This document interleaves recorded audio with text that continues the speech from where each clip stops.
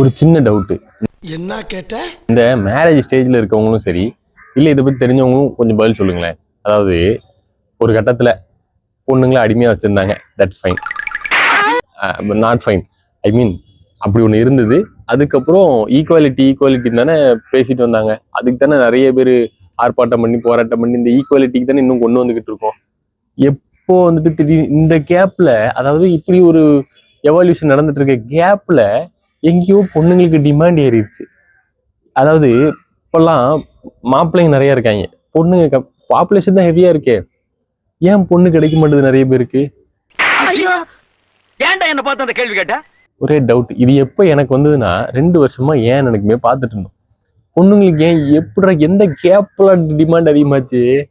ஏன்டா எங்களுக்குலாம் டிமாண்ட் அதிகமாக கூடாதுன்னு கேட்டீங்கன்னா அப்படி நான் சொல்ல வரல. அதாவது ஈக்குவாலிட்டி தானே பேசிட்டு இருந்தோம், எதுக்கு டிமாண்டு? எனக்கு ஒண்ணுமே புரியல. நான் என் மண்டையில 1000 இருக்கு, ஆனா அதெல்லாம் சொன்னா கான்ஃபிளிக்ஸ் பெருசாயிரும்.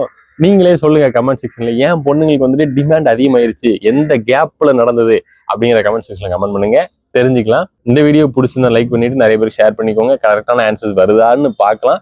மறக்காம ஃபாலோ பண்ணிக்கோங்க.